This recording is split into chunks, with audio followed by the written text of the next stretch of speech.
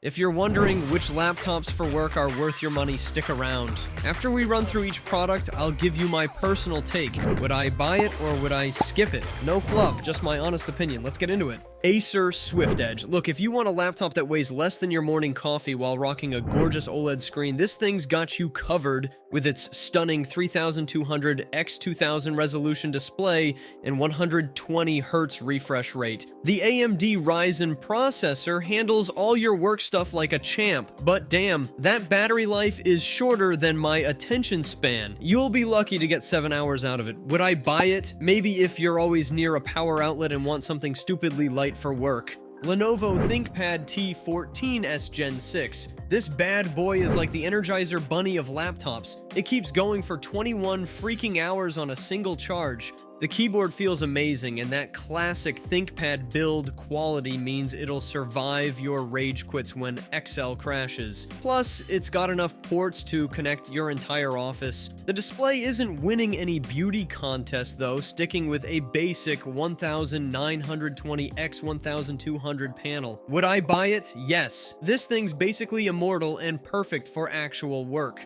Microsoft Surface Laptop 7. Microsoft finally made a laptop that doesn't suck. This thing turns on faster than my coffee maker, and the haptic trackpad actually feels as good as a MacBook's. The 120 Hz screen is crisp as hell with its 2496 x 1664 resolution, but they cheaped out by not offering an OLED option. Would I buy it? Yes, it's basically a Windows MacBook with better ports and none of that Apple attitude. Dell XPS 9520. The XPS is like that overachiever in class who's good at everything but excels at nothing. It's got a gorgeous OLED screen option and solid performance, but it's heavier than my X's emotional baggage at 4.3 pounds. The speakers are decent, but if you're coming from a MacBook Pro, you're gonna be disappointed. Would I buy it? Maybe, if you need a jack-of-all-trades Windows laptop and don't mind paying premium prices for the privilege. Lenovo Legion 5 iPro. Look, I get it, gaming laptops for work might sound weird, but this thing packs some serious punch with its Intel Core i7 processor and RTX 4060. The 16-inch display is crisp with 2560 x 1600 resolution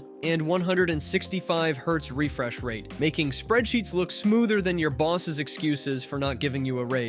The battery life is absolutely terrible though. You'll get about 3 hours if you're lucky, so you better keep that comically large 300-watt power brick nearby. Would I buy it? Maybe, if you don't mind looking like you're about to start a Fortnite tournament during your quarterly review. Dell XPS 17 9730. This is what happens when a laptop goes to business school. It's elegant, powerful, and probably costs more than your monthly rent. The 17-inch screen is gorgeous with its 4K resolution, though Dell somehow forgot OLED exists in 2024. Performance is rock solid with the RTX 4070, and that massive screen real estate is perfect for having 50 Excel sheets open at once. The battery life is surprisingly decent at 9 hours, but that depends on whether you're actually doing work or just pretending to in meetings. Would I buy it? Yes, if your company is paying for it, because this thing starts at $2,449. Asus Zenbook 14 Flip OLED. This laptop is like that flexible coworker who does yoga. It bends over backwards to please everyone.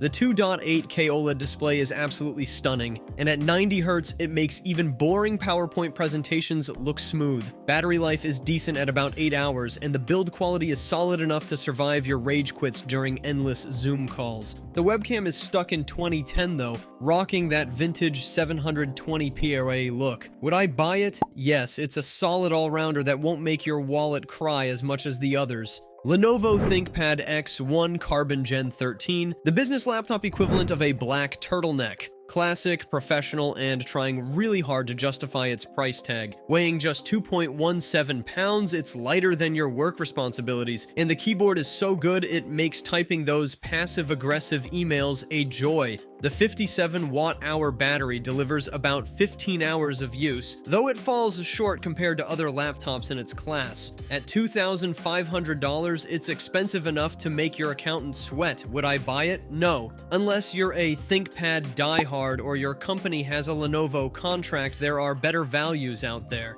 Lenovo IdeaPad 5 Pro. The keyboard feels like typing on a marshmallow, but the aluminum build quality is surprisingly solid with practically no flex or creaking anywhere. The performance is pretty good with the Ryzen 7 processor, and battery life lasts around 9 hours of light use, which means you can actually get through a workday without having your charger permanently attached to your hip. Would I buy it? Yes, it's a great value for money, especially with education discounts bringing it down to around 870 euros. HP Pavilion Plus 14. This laptop is like the overachiever in class. It's got a gorgeous 2.8K OLED display that makes everything look amazing, and the AMD Ryzen 7 processor actually delivers strong performance without turning your lap into a barbecue grill. The battery life is decent, but not amazing at around 6 hours, and the speakers sound like they're underwater. But hey, at least the keyboard isn't silver anymore, so you can actually see what you're typing. Would I buy it? Maybe. The OLED display and performance are great for work, but that battery life might have you hunting for outlets throughout the day. Framework Laptop 16. This thing is like a Lego set for adults. You can swap out literally everything from ports to the keyboard, which is cool until you realize the keyboard feels mushy and the fans sound like a vacuum cleaner. The performance is solid with decent battery life, but it gets so hot you could probably cook an egg on it while gaming or doing heavy work. Would I buy it? No. While the modularity is neat, there are better options at this price point that don't require an engineering degree to upgrade. Asus VivoBook S14X OLED. The 2.8K 120Hz OLED display on this thing is absolutely stunning,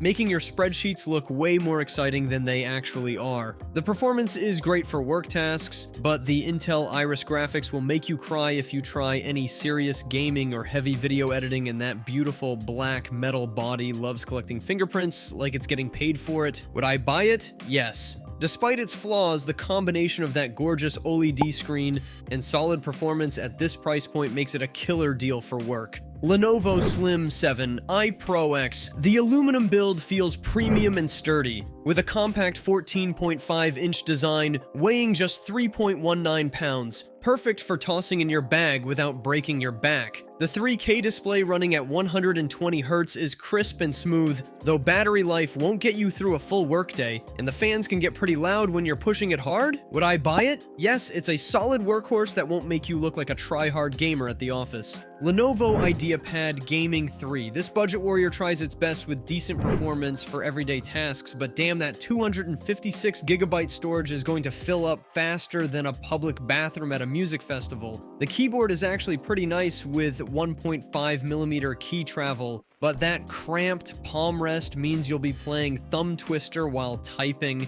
Would I buy it? No, the compromised specs and dim display make this more suited for gaming than serious work. Asus Zenbook 14X OLED. This thing rocks a gorgeous 2.8K OLED display at 120 Hz that makes everything look better than your dating profile pictures, with deep blacks and vibrant colors covering 100% of the DCI-P3 color space. The battery only lasts about 6 hours though, so you better keep that charger handy, and those speakers have less bass than a kid's choir. Would I buy it? Maybe, if you care more about having a pretty screen than long battery life. MacBook Air M3. Apple's latest Air is basically the same as before, but with some extra oomph from the M3 chip, and it can finally handle 2 external displays when closed. Revolutionary stuff, am I right? The battery life is still incredible at over 15 hours, and it stays dead silent with no fans, though you'll need to sell a kidney if you want more than 256GB of storage. Would I buy it? Yes, it's basically the Toyota Corolla of laptops, reliable, efficient, and just works. HP Spectre X 36014. The laptop looks sleek with its all-metal chassis, but damn, those fingerprints on the matte black finish will drive you crazy. I've been wiping this thing more than my kitchen counter. The 2.8K OLED display is gorgeous for spreadsheets and documents with its 16:10 aspect ratio, and the battery lasts around 11 hours, which means you can actually get work done without hunting for outlets like a desperate phone addict. Would I buy it? Yes, it's expensive, but the build quality and features make it worth every penny for a premium work machine. MSI Prestige 16 AI Evo. This thing is basically trying to be a MacBook killer for Windows users, and honestly, it's doing a pretty good job. It even beats the base M3 MacBook in performance tests, while saving you about $700. The 4K OLED screen is stunning for productivity work, but those weirdly placed ports will have you doing yoga just to plug in a USB drive. Would I buy it? Maybe. The price is right and performance is there, but the whole AI marketing feels like they're trying too hard to be cool. MacBook Pro M3 Max. This beast is ridiculously powerful for work tasks. I can have 70 Chrome tabs open and it doesn't even break a sweat. But my wallet definitely broke into tears at that $7,199 price tag for the maxed out version. The performance is insane for video editing and productivity work, but that fan noise under heavy loads sounds like a leaf blower having an existential crisis. Would I buy it? No, unless your job involves rendering the next Pixar movie while running 3 virtual machines, the base M3 model will do just fine for most work tasks. Thanks for watching. I hope this video helped you pick the laptops for work for you. If you have any questions, drop a comment below. Links to all of these products mentioned in this video will be in the description.